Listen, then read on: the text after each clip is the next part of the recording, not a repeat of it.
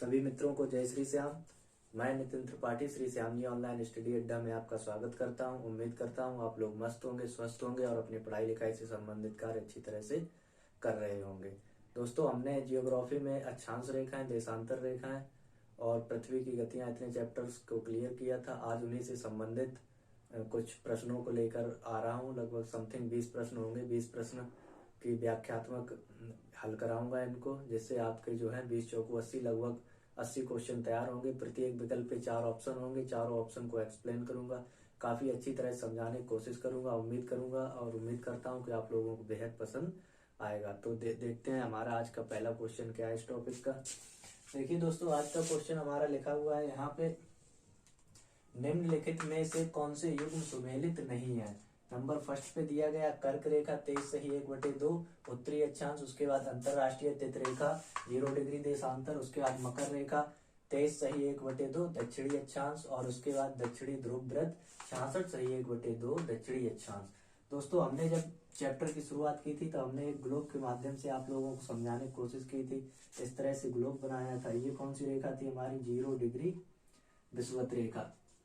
कौन सी रेखा थी? 0 डिग्री विषुवत रेखा। और दोस्तों यहाँ पे कौन सी थी? 0 डिग्री देशांतर रेखा। कौन सी थी? देशांतर रेखा। इसी को इधर कौन सा ध्रुव था हमारा दोस्तों? ये उत्तरी ध्रुव होता है। कौन सा ध्रुव? उत्तरी ध्रुव। और इसे कहते हैं दक्षिणी ध्रुव। क्या कहते हैं? दक्षिणी ध्रुव। तो दोस्तों, हमने देखा था कि यहाँ पे उत्तरी अक्षांश पे क्या था? 23 सही 1/2 उत्तरी अक्षांश। इसे क्या कहते थे? उत्तरी अक्षांश। उत्तरी अक्षांश। इसी को क्या नाम दिया था? कर्क रेखा। क्या नाम दिया था? कर्क रेखा। यहाँ पे दक्षिणी अक्षांश पे क्या नाम दिया था? 23 सही 1/2 दक्षिणी अक्षांश। इसे नाम दिया था हम लोगों ने मकर रेखा। क्या नाम दिया था? मकर रेखा। उसी के नीचे यहाँ पे एक थी 66 सही 1/2 दक्षिणी ध्रुव, दक्षिणी ध्रुवीय व्रत। उसके बाद दोस्तों व्रत। उसके बाद यहाँ पे दोस्तों कौन सी थी? 66 सही 1/2 उत्तरी ध्रुवीय व्रत रेखा। कौन सी थी? उत्तरी ध्रुवीय व्रत रेखा। व्रत रेखा। इस तरह से समझाने के लिए केवल एक्सप्लेन। यहाँ पे 90 डिग्री था। इसी को क्या कहते हैं? 0 डिग्री देशांतर को कहा था प्रधान यामोत्तर रेखा। क्या कहा था? प्रधान यामोत्तर रेखा। इसको नाम दिया था प्रधान यामोत्तर रेखा। दोस्तों, अब हम यहाँ से देखते हैं। सबसे पहला ऑप्शन देखिए, कर्क रेखा 23 सही 1/2 उत्तरी अक्षांश। देखिए, कर्क रेखा 23 सही 1/2 उत्तरी अक्षांश, यानी कि ये ऑप्शन सुमेलित है, मतलब ये सही है। ठीक है। उसके बाद ये तो सही है अपनी जगह। उसके बाद देखिए मकर रेखा 23 सही 1/2 दक्षिणी अक्षांश।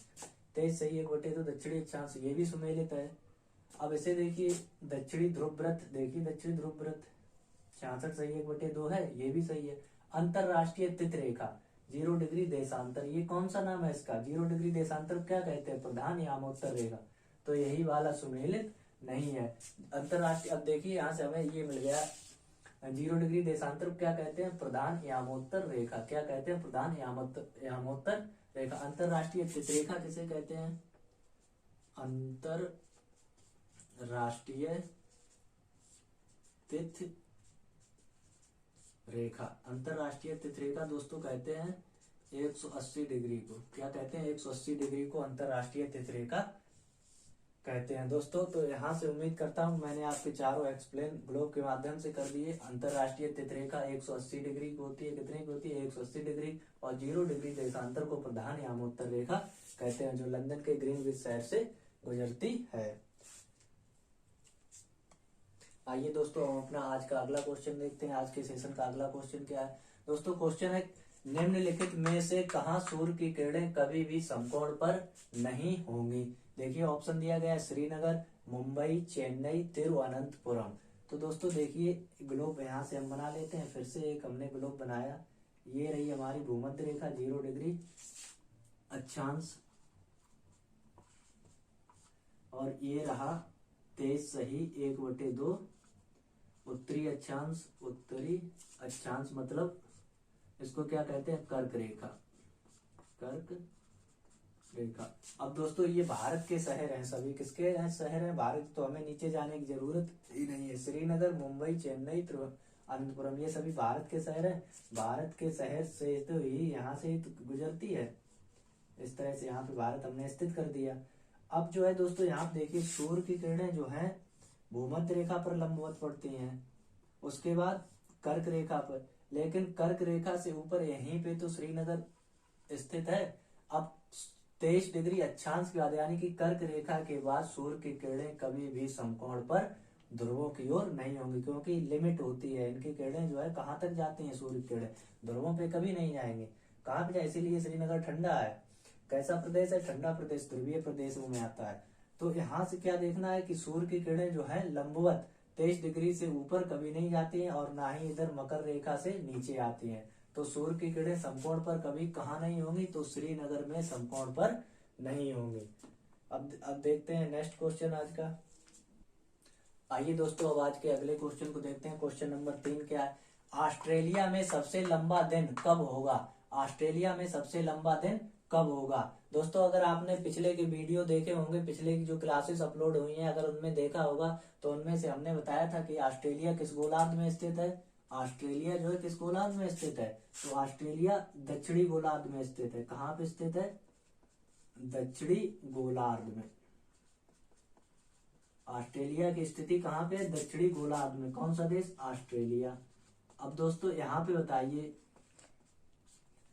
जब ऑस्ट्रेलिया कहाँ पे है, दक्षिणी गोलार्ध में स्थित, जब दक्षिणी गोलार्ध में स्थित है तो सूर्य की किरणें जो है कहाँ पे पड़ेंगे, मकर रेखा पे। मकर रेखा पे जब पड़ेंगी तो मकर रेखा पे जब सूर्य की किरणें पड़ेंगी तो वहां दिन कैसे होंगे, बड़े दिन होंगे। और मकर रेखा पे सूर्य की किरणें कब पड़ती हैं दोस्तों, मकर रेखा पे, मकर रेखा पे सूर्य की किरणें कब पड़ती हैं, 22 दिसंबर को, 22 दिसंबर को। जहां हमने बताया था सूर्य की किरणें पड़ती हैं वहां दिन कैसा होता है, बड़ा दिन, कैसा होता है, बड़ा। वहां का दिन कैसा होगा, बड़ा होगा दोस्तों, और रात कैसी होगी, छोटी। तो 22 दिसंबर को जो है ऑस्ट्रेलिया मकर रेखा पे सूर्य की किरणें लंबवत पड़ती हैं, तो वहां कौन सा ऑप्शन हमें दिखाई दे रहा है, 22 दिसंबर को दक्षिणी गोलार्ध का सबसे लंबा दिन होता है। और ऑस्ट्रेलिया कौन से गोलार्ध में स्थित है, दक्षिणी गोलार्ध। इस तरह दोस्तों अब देखते हैं 21 जून, इसको भी फाइंड आउट कर देते हैं। 21 जून उत्तरी गोलार्ध का सबसे बड़ा दिन है, उत्तरी गोलार्ध का, उत्तरी गोलार्ध का सबसे लंबा दिन।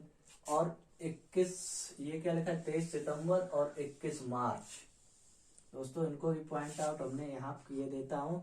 21 मार्च और 23 सितंबर को दिन और रात कैसे होते हैं, बराबर, दिन रात बराबर होंगे। कहाँ होंगे, बराबर। इसको क्या बोलते हैं, विषुव, विषुव, यानी कि विषुवत रेखा पर सूर्य की किरणें जब लंबवत पड़ती हैं तो 21 मार्च को क्या बोलते हैं, बसंत विषुव, और 23 सितंबर को, 21 मार्च को बोलते हैं बसंत विषुव। क्या बोलते हैं, बसंत विषुव। और इसे 23 सितंबर को शरद विषुव, इसे बोलते हैं शरद विषुव। 21 मार्च और 23 सितंबर को दिन और रात कैसे होते हैं, बराबर होते हैं। आइए दोस्तों अब आज के सेशन का अगला क्वेश्चन, क्वेश्चन नंबर 4, निम्नलिखित में से कौन सा युग्म सुमेलित नहीं है, मतलब जो युग्म गलत है उसको निकालना है। ग्रीष्म महीना दोस्तों सही है, बिल्कुल 21 जून को होता है। शीत अयनात 22 दिसंबर, ये भी सही है। शरद विषुव 23 सितंबर, ये भी सही है। कौन सा सुमेलित नहीं है, बसंत विषुव, बसंत विषुव 16 सितंबर, गलत है। बसंत विषुव कब होता है, बसंत विषुव होता है दोस्तों 21 मार्च को। कब होता है, 21 मार्च को बसंत विषुव 21 मार्च को। और 16 सितंबर के बारे में हम जान लेते हैं क्या होता है, 16 सितंबर। सबसे पहले हमें क्लियर करना है बसंत विषुव कब होगा, बसंत विषुव होता है 21 मार्च को। 21 मार्च को क्या होता है, दिन और रात की अवधि कैसी होती है, बराबर। अब देखते हैं 16 सितंबर के बारे में। 16 सितंबर को क्या मनाया जाता है, विश्व ओजोन दिवस। क्या मनाते हैं, विश्व ओजोन दिवस। इसकी खोज, ओजोन का फार्मूला क्या होता है, ओजोन का फार्मूला होता है O3।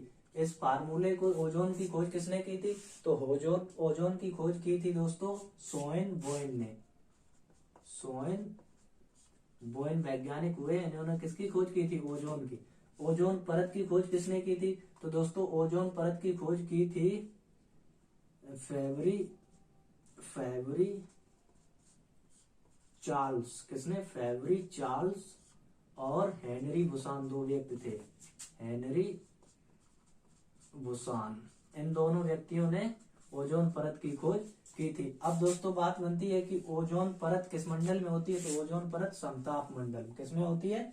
समताप मंडल में, समताप मंडल में स्थित होती है। ओजोन परत मापने का यंत्र कौन सा होता है? ओजोन परत मापने का यंत्र होता है स्पेक्ट्रोपोटोमीटर। ओजोन परत यंत्र कौन नापता है? स्पेक्ट्रोपोटोमीटर। इकाई क्या होती है इसे मापने की? इकाई इसकी होती है डॉप्सन। क्या होती है इकाई? डॉप्सन। डॉप्सन इकाई में ओजोन परत को मापते हैं। तो दोस्तों हमने इतना पढ़ लिया। 16 सितंबर विश्व ओजोन दिवस। ओजोन का फार्मूला क्या था? O3। ओजोन की किसने खोज की? बोयन ने। ओजोन परत की खोज किसने की? फेबरी चार्ल्स और हेनरी बुसान ने। ओजोन परत समताप मंडल में पाई जाती है। यंत्र होता है स्पेक्ट्रोफोटोमीटर। यंत्र इकाई मापने की इकाई क्या होती है इसकी? डॉप्सन। दोस्तों आज के क्वेश्चन नंबर 5 को देखते हैं। देखिए दोस्तों आज का जो है अगला क्वेश्चन। इससे पहले चैनल को लाइक करें और सब्सक्राइब करें, घंटी वाला बटन जरूर दबाएं। देखिए दोस्तों क्या है, छोटे से छोटे रास्ते से यात्रा करने के लिए एक व्यक्ति को किसका अनुसरण करना चाहिए? पवनों का? जी नहीं। नदियों का? नहीं। अक्षांश रेखाओं का? नहीं। किसका करना चाहिए? देशांतर रेखाओं का। छोटे से छोटे रास्ते से यात्रा करने के लिए एक व्यक्ति को देशांतर रेखाओं का अनुसरण करना चाहिए। क्वेश्चन नंबर 6 को देखते हैं। अब हम क्या है क्वेश्चन नंबर 6 हमारा। आइए दोस्तों क्वेश्चन नंबर 6 को देखते हैं। पृथ्वी पर ऋतु परिवर्तन के लिए कौन सा कारक उत्तरदायी है? पृथ्वी पर ऋतु परिवर्तन के लिए कौन सा कारक उत्तरदायी है? पृथ्वी का घूर्णन, पृथ्वी की सूर्य के चारों ओर परिक्रमा, पृथ्वी के अक्ष का झुकाव, सूर्य का घूर्णन। दोस्तों अगर आपने पिछले वीडियो को देखा होगा तो आप इसे तुरंत देखते ही इसका आंसर गैस कर देंगे। दोस्तों पृथ्वी का घूर्णन, पृथ्वी को जब घूर्णन करती है तो इसे क्या कहते हैं? दैनिक गति। अब दैनिक गति के कारण क्या होता है? दैनिक गति। इसके कारण क्या होता है? दिन व रात, दिन व रात। तो ये ऑप्शन गलत हो गया। हाँ, पृथ्वी सूर्य की परिक्रमा करती है तो परिक्रमण गत कहते हैं। इसे क्या कहते हैं? परिक्रमण गत। और इसी गत को क्या कहते हैं? वार्षिक गत। क्या कहते हैं दोस्तों? वार्षिक गत। और वार्षिक गत के कारण ही पृथ्वी पर क्या होता है? ऋतु परिवर्तन। क्या होता है? ऋतु परिवर्तन। एक ऑप्शन ये वाला सही हो गया। पृथ्वी के अक्ष पर झुकाव, ये वाला। सूर्य का घूर्णन बिल्कुल नहीं, सूर्य घूर्णन नहीं करता है। पृथ्वी के अक्ष का झुकाव, पृथ्वी अपने अक्ष पर कितना झुकी हुई है? तो 23 सही 1/2 डिग्री पृथ्वी अपने अक्ष पर झुकी हुई है। तो दोस्तों देखिए पृथ्वी के अक्ष का झुकाव और पृथ्वी के सूर्य के चारों ओर की परिक्रमा। तो 2 और 3 वाला ऑप्शन कौन सा है? 2 और 3 बी इज राइट आंसर। ठीक है, क्वेश्चन नंबर 7 को देखते हैं अब हम। आइए दोस्तों आज के सेशन का अगला क्वेश्चन। निम्नलिखित में से कौन सा कथन सत्य नहीं है? जो कथन गलत है उसका चुनाव हमें करना है। कर्क रेखा तथा मकर रेखा से परे सूर्य की किरणें कभी लंबवत नहीं होते हैं। ये कथन कैसा है? बिल्कुल सत्य है। ध्रुवों पर 6 महीने का दिन होता है, सही बात है। शीत अयनात के समय सूर्य कर्क रेखा। शीत अयनात दोस्तों कब होता है? शीत अयनात दक्षिणी ध्रुव पे होता है। और दक्षिणी ध्रुव में कौन सी रेखा होती है? शीत अयनात। आइए दोस्तों आज के सेशन का अगला क्वेश्चन। निम्नलिखित में से कौन सा कथन सत्य नहीं है? कर्क मतलब जो कथन गलत है उसका हमें इसमें चुनाव करना होता है। कर्क रेखा तथा मकर रेखा से परे सूर्य की किरणें कभी लंबवत नहीं होती हैं, बिल्कुल सही बात है। कर्क रेखा और मकर रेखा से ध्रुवों पर सूर्य की किरणें कभी भी लंबवत नहीं जाती हैं। ध्रुवों पर 6 महीने का दिन होता है, सही बात है। शीत अयनात के समय सूर्य कर्क रेखा पर लंबवत होता है। शीत अयनात दोस्तों 22 दिसंबर को शीत अयनात होता है। और ये कहाँ होता है? दक्षिणायन में। कब? दक्षिणी ध्रुव पर। शीत अयनात कहाँ होता है? दक्षिणी ध्रुव। और दक्षिणी ध्रुव पर कर्क रेखा ना होकर कौन सी रेखा होती है? मकर रेखा। कौन सी होती है? मकर रेखा, जिसे क्या कहते हैं? मकर संक्रांति। दोस्तों क्या कहते हैं? मकर संक्रांति। तो कौन सा ऑप्शन इसमें सही है? यही सत्य नहीं है। वो जब सूर्य भूमध्य रेखा पर लंबवत होता है तो इस स्थिति को क्या कहते हैं? विषुव कहा जाता है। बिल्कुल सही है। दोस्तों आज के सेशन का अगला क्वेश्चन देखते हैं। आइए दोस्तों आज के सेशन का अगला क्वेश्चन। इससे पहले चैनल को लाइक करें, सब्सक्राइब करें और जो है घंटी वाला बटन जरूर दबाएं। दोस्तों आज के सेशन का अगला क्वेश्चन क्या है, देखिए डॉट डॉट डॉट मतलब आगे खाली स्थान दिया गया के समय दक्षिणी ध्रुव पर लगातार प्रकाश रहता है। दोस्तों इस टाइप के क्वेश्चन का हमें सबसे पहले ये देखना है, दक्षिणी ध्रुव बता रहा है, दक्षिणी ध्रुव पर कब प्रकाश रहता है, तो दक्षिणी ध्रुव सी तैनात, सी तैनात किसे कहते हैं, 22 दिसंबर। 22 दिसंबर को सूर्य की किरणें कहाँ पड़ती है, मकर रेखा पे। कहाँ पड़ती है, मकर रेखा। मकर रेखा किस गोलार्ध में, दक्षिणी गोलार्ध में। तो दोस्तों यहीं से आंसर हमें क्लियर हो गया, किस गोलार्ध में स्थित है, दक्षिणी गोलार्ध। तो जब सूर्य की किरणें मकर रेखा पड़ेंगी, दक्षिणी गोलार्ध पर रहेंगी, तो वहां पर क्या रहेगा, प्रकाश रहेगा। देखिए सी तैनात 22 दिसंबर को सूर्य की किरणें मकर रेखा पे, मकर रेखा कहाँ है, दक्षिणी गोलार्ध। ग्रीष्म अयनात कब होता है दोस्तों, 21 जून को। कब होता है, 21 जून को। बसंत विषुव कब होता है, 23 मार्च को, नहीं 21 मार्च को। कब होता है दोस्तों, 21 मार्च को। और शरद विषुव 23 सितंबर को। कब होता है, 23 सितंबर को। अब दोस्तों आज के सेशन का अगला क्वेश्चन, क्वेश्चन नंबर 9। क्वेश्चन काफी धुआंधार है। आइए दोस्तों आज के सेशन का अगला क्वेश्चन को पढ़ते हैं। जब कोई व्यक्ति खाली स्थान को फिर खाली स्थान से खाली स्थान की ओर पार करता है तो तिथ में एक जोड़ा जाता है। दोस्तों यहाँ देखिए क्वेश्चन को देखकर घबराना बिल्कुल नहीं होता है। तिथ की बात की गई है, तो तिथ से भूमध्य रेखा का कोई संबंध नहीं होता है। भूमध्य रेखा वाली दोनों ऑप्शन कैसे हो गए, गलत। क्वेश्चन को पढ़ा, तिथ देखा हमने, भूमध्य रेखा से कोई संबंध नहीं, इसलिए हमने इसे कैंसिल कर दिया। दो ऑप्शन सीधे सीधे गलत हो गए। अब देखिए तिथ रेखा किसे कहते हैं, तिथ रेखा। तिथ रेखा तो 180 डिग्री को क्या कहते हैं, इंटरनेशनल आईडीएल मतलब इंटरनेशनल डेट लाइन। आईडीएल का मतलब क्या है, इंटरनेशनल डेट लाइन। अब दोस्तों हमें सबसे पहले अपना देशांतर रेखाएं बना लेनी है। किस टाइप से, इस टाइप से। ये 0 डिग्री देशांतर है और यहाँ पे 180 डिग्री देशांतर। अब देखिए दोस्तों ये कौन सा है, ईस्ट यानी कि पूर्वी गोलार्ध और ये पश्चिमी गोलार्ध। दोस्तों जब पूर्वी गोलार्ध से किस तरफ बढ़ेंगे, पश्चिमी गोलार्ध की तरफ इस तरफ बढ़ेंगे तो तिथ में क्या होगा, एक जोड़ दिया जाएगा। तिथ में एक जोड़ा जाएगा। कहाँ, जब पूरब से पश्चिम की ओर जाएंगे तो तिथ में एक जोड़ा जाएगा, +1 हमने कर दिया। और जब पश्चिम से इधर जाएंगे पूरब की ओर तो तिथ से एक घटा दिया जाएगा। हम पूरब से पश्चिम की ओर आए, एक ऐड हुआ तिथ में मतलब जोड़ दिया, और पश्चिम से पूरब की ओर गए तो एक घटा दिया। मतलब अगर घड़ी की दिशा में चलते हैं तो ऐड होगा, घड़ी की विपरीत दिशा में जाते हैं तो एक माइनस होगा। अब क्वेश्चन को देखिए, एक जोड़ा जाता है। देखिए हम पूरब से पश्चिम की ओर आए तो पूरब से पश्चिम की ओर 180 देशांतर को पूरब से पश्चिम की ओर पार करता है तो एक जोड़ा जाता है। ऑप्शन कौन सा इसमें सही हो जाएगा, 180 डिग्री पूरब से पश्चिम। पूरब से पश्चिम आने पर +1 और पश्चिम से पूरब जाने पर -1। अब देखते हैं आज का 10वां क्वेश्चन। आइए दोस्तों आज के धमाकेदार सेशन का अगला क्वेश्चन देखते हैं। देखते पढ़ते हैं क्या है। कथन ए क्या है, विषुव के समय पूरे संसार में दिन व रात बराबर होते हैं। कथन आर क्या है, विषुव के समय सूर्य भूमध्य रेखा पर लंबवत होता है। कथन ए तथा आर दोनों सही है। कैसे है, कथन ए तथा आर सही है। हमें पता है कि विषुव के समय जो क्या होता है, दिन और रात बराबर होते कब होते हैं, 21 मार्च और 23 सितंबर। 21 मार्च और 23 सितंबर को दिन और रात कैसे होते हैं, बराबर होते हैं। और सूर्य की किरणें कहाँ पड़ती हैं, भूमध्य रेखा पे। कहाँ पड़ती हैं, भूमध्य रेखा पर लंबवत पड़ती हैं। कैसी, भूमध्य रेखा पर लंबवत पड़ती हैं। ठीक है, सूर्य की किरणें भूमध्य रेखा पर लंबवत पड़ती हैं। तो कथन ए का सही स्पष्टीकरण आर कर रहा है तो कौन सा सही हो जाएगा, कथन ए तथा आर दोनों सही है और आर ए का सही स्पष्टीकरण है। कथन ए तथा आर दोनों सही है तथा आर ए का सही स्पष्टीकरण है। कथन कौन सा सही हो जाएगा, ए। ऑप्शन इसमें हमारा कौन सा सही है, ए। दोस्तों देखते हैं आज के सेशन का अगला क्वेश्चन, क्वेश्चन नंबर 11। आइए दोस्तों आज के सेशन का अगला क्वेश्चन, दो स्थानों के बीच समय के अंतर के लिए कौन सा कारक उत्तरदायी होता है। दो स्थानों के बीच दोस्तों समय के अंतर के लिए कौन सा कारक उत्तरदायी होता है। देखिए समुद्र तल से ऊंचाई। सबसे पहले ऑप्शन को देखना है। क्वेश्चन को पढ़ते समय बिल्कुल भी संदेह नहीं मन में होना चाहिए। समुद्र तल से ऊंचाई क्या काम है इसका, यहाँ जो है समय में अंतर में। यहाँ भूमध्य रेखा से दूरी बिल्कुल भी नहीं। अब दोस्तों हमारे पास बचा है अक्षांश। तो अक्षांश रेखाओं से हम स्थान का पता करते हैं। किसका पता करते हैं? स्थानों का पता दोस्तों किससे किया जाता है? अक्षांश रेखाओं से। और देशांतर रेखाओं से समय का पता।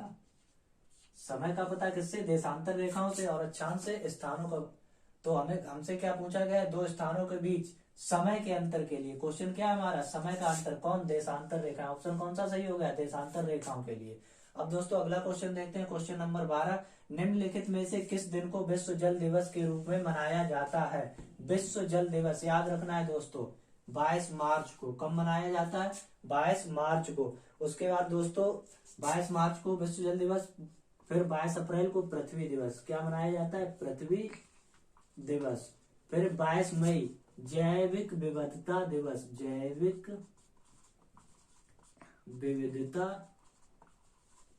विविधता दिवस क्या मनाया जाता है? जैविक विविधता दिवस। उसके बाद दोस्तों 5 जून, बहुत हाईलाइट क्वेश्चन, पर्यावरण दिवस। पर्यावरण दिवस सबसे ज्यादा यूपी टेट में पूछा जाता है, 5 जून। ठीक है, याद रखना है। जल दिवस 22 मार्च। जल कहाँ गिरा? पृथ्वी पे। तो पृथ्वी कहाँ आ गई? अप्रैल। अप्रैल। मार्च में बारिश हुई, अप्रैल में पृथ्वी पे आई। और जब पृथ्वी पे आई तो यहाँ घास उगी।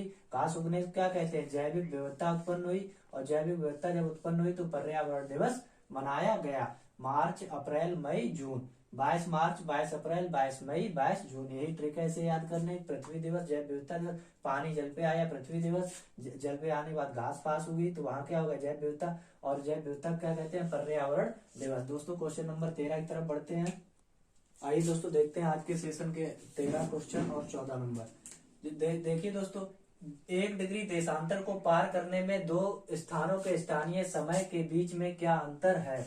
दोस्तों हम जानते हैं क्या फार्मूला होता है? चाल बराबर दूरी बटे समय। क्या होता है दोस्तों? दूरी बटे समय। दूरी कितनी होती है? 360 डिग्री और समय 24 घंटे। 24 घंटे को मिनट बनाया, कितना हो गया? 60 मिनट का मल्टीप्लाई। 60 से 360 को डिवाइड किया, 6 बार गया। अब क्या बचा हमारे पास? 6 डिग्री बटे 24 मिनट। इसको काटा, 6 एकम 6। यहाँ कितना आ गया? 1 डिग्री। और यहाँ पे मिनट कितने आ गए? 4। तो दोस्तों 1 डिग्री घूमने के लिए कितने मिनट लगते हैं? 4 मिनट। कितना समय लग जाता है? 4 मिनट। देखिए दोस्तों 1 डिग्री घूमने के लिए कितना मिनट लगता है? 4। Option B is right answer. इसी तरह दोस्तों ग्रीनविच पर समय मध्याह्न 12 बजा हुआ है। कितना? ग्रीनविच लंदन का टाइम है। लंदन से होकर गुजरने वाली रेखा ग्रीनविच शहर से गुजरती है। 50 डिग्री पूर्वी देशांतर पर एक जगह स्थित है, वहां पर समय क्या होगा? दोस्तों पिछले वीडियो में हमने जो है किसी भी देश की मानक रेखा से उसके देश का समय कैसे पता करें, उनमें ऐसे बहुत से क्वेश्चन कराए हैं। तो पूर्वी देशांतर पे जो समय होता है पूर्वी गोलार्ध में, उसका समय लंदन के समय से आगे होता है। मतलब लंदन के समय में उसका समय आगे होता है, एक जगह स्थित है। दोस्तों 50 डिग्री पूर्वी देशांतर पे हमें समय बताना है। तो देखिए 1 डिग्री घूमने में दोस्तों अभी हमने पढ़ा कितना समय लगा? 4 मिनट का। 4 मिनट का। तो दोस्तों 50 डिग्री घूमना है, कितना? 50 डिग्री। तो 50 डिग्री घूमने में 4 गुणा 50 हो जाएगा, 5 चौको 20। 5 चौको 20 यानी कि 200 मिनट लग जाएंगे। अब 200 मिनट को जब हम घंटे में कन्वर्ट करेंगे तो 60 से डिवाइड किया तो 6 तिया 18, 180 यानी कि 20। 3 घंटे 20 मिनट। कितना समय निकल के आया? 3 घंटे 20 मिनट। 3 घंटे 20 मिनट। यहाँ पे 12 बजे हुए थे। ठीक है, देखिए दोस्तों इस तरह समझिए, 12, 6, 3, 9। यहाँ पे 12 बजे हुए थे। 1, 2, 3 बज के 20 मिनट। देखिए कौन सा समय मिल जाएगा? 3 बज के 20 मिनट। 3 बज के 20 मिनट। देखिए ऑप्शन कहीं है शाम 30 बज के 20 मिनट, ये ऑप्शन सही हो जाएगा। इस तरह क्वेश्चन देखने के लिए पिछले वीडियो में किसी भी देश की मानक रेखा से समय का पता कैसे करें उस वीडियो को देखें, ये क्वेश्चन आपके क्लियर हो जाएंगे। बहुत अच्छी तरह से उनमें मैंने समझाया। इस तरह क्वेश्चन पूछे जाते हैं परीक्षा में कंपटीशन लेवल पे। अब देखते हैं दोस्तों आज के अगले क्वेश्चन। आइए दोस्तों देखते हैं क्वेश्चन नंबर 15। बहुत से क्वेश्चन कराए हैं पिछले वीडियो में, आप जाके देखें, बहुत अच्छी तरह से आपको समझ में आएंगे। यदि दो स्थानों के बीच के समय का अंतर 2 घंटे 20 मिनट है तो देशांतर में क्या अंतर होगा? दोस्तों 2 घंटे 20 मिनट। 2 घंटे 20 मिनट का मतलब 2 घंटे में 120 मिनट और 20 मिनट ये, तो 140 मिनट कितने हो गए दोस्तों? 140 मिनट। टोटल टाइम हमारे पास कितना हो गया? 40 मिनट। अभी हमने देखा था 4 मिनट में पृथ्वी कितना घूर्णन कर रही थी? 4 मिनट में पृथ्वी 1 डिग्री। तो 1 मिनट में दोस्तों कितना हो जाएगा? 1 मिनट में हो जाएगा 1/4। अब दोस्तों 140 मिनट है हमारे पास। कितने हैं? 140 मिनट। 140 मिनट तो 1/4 मल्टीप्लाई 140, 4 से डिवाइड किया दोस्तों, कितना हुआ? 4 तिया 12, 2 बचा 4 पंचे 20, 35 डिग्री देशांतर का अंतर होगा। देखिए ऑप्शन है इसमें कहीं? नहीं, ये ऑप्शन 35, ये 45, ये 35। तो कौन सा ऑप्शन दोस्तों सही होगा? 35 डिग्री। अगर ऐसे क्वेश्चन करने हैं तो आपको पिछले वीडियो देखने पड़ेंगे। बड़ी अच्छी तरह से मैंने समझाया। ये प्रैक्टिस सेशन है, फिर भी मैं समझाने की कोशिश कर रहा हूँ। ठीक है दोस्तों, अब देखते हैं क्वेश्चन, आगे क्वेश्चन। आइए दोस्तों अगले क्वेश्चन देखते हैं। दोस्तों बस आप लोगों से इतना ही मेरा विनम्र निवेदन है कि चैनल को सब्सक्राइब जरूर करें, ज्यादा से ज्यादा शेयर करें, जिससे मैं आगे मेरा हौसला बन सके आपके सामने समझ ऐसे क्वेश्चन लाके उनको एक्सप्लेन करना। दोस्तों देखते हैं आज का क्वेश्चन। ग्रीनविच किस देश में स्थित है? अमेरिका जी नहीं, यूनाइटेड किंगडम बिल्कुल सही, यूनाइटेड किंगडम में ही ग्रीनविच देश स्थित है। उसके बाद देखिए दोस्तों, किन दो तिथियों को दिन व रात बराबर होते हैं? दोस्तों हमने बताया था दिन व रात कब बराबर होते हैं, बताइए। 21 मार्च और 23 सितंबर को दिन व रात बराबर होते हैं। तब किरणें कहाँ पड़ती हैं? भूमध्य रेखा पर। कैसी पड़ती हैं? भूमध्य रेखा पर किरणें कैसी पड़ती हैं? लंबवत। सूर्य की किरणें कैसी पड़ती हैं? लंबवत। जब लंबवत पड़ती हैं तो इसी क्या कहते हैं? विषुव। क्या कहते हैं? विषुव, विषुवत रेखा पड़ती है। अब देखिए दोस्तों, जब पृथ्वी सूर्य से अधिक दूरी पर पहुंचती है तो इसे जाना जाता है दोस्तों, जब पृथ्वी अधिक दूरी पर, सूर्य से अधिक दूरी पर हो जाती है, ग्रहण के रूप में बिल्कुल नहीं, विषुव के रूप में। अभी बताया दोस्तों, विषुव के रूप में क्या होता है? दिन व रात बराबर। दिन व रात कैसे बराबर? दिन रात बराबर होंगे, किरणें कहाँ पड़ेंगी? भूमध्य रेखा पे। तो ये दूर नहीं है। नक्षत्र जी बिल्कुल नहीं। कौन सा सही हो जाएगा? संक्रांति के रूप में। तो दोस्तों जब पृथ्वी से सूर्य अधिक दूरी पर पहुंचता है तो उसे संक्रांति के रूप में जाना जाता है। दोस्तों आज के फास्ट ट्रैक रिवीजन सेशन में इतना ही। नेक्स्ट टाइम हम मिलते हैं अगले क्वेश्चनों के साथ। और दोस्तों इससे पहले मैं आप लोगों सभी से विनम्र निवेदन करता हूं कि चैनल को सब्सक्राइब जरूर करें, लाइक करें, और जो भी पढ़ाने में गलती हो जाती है उसके लिए मैं सदैव क्षमा प्रार्थी रहूंगा। आज के सेशन में बस इतना ही। नेक्स्ट टाइम हम मिलते हैं फास्ट ट्रैक रिवीजन पार्ट 2 में। जय हिंद, वंदे मातरम।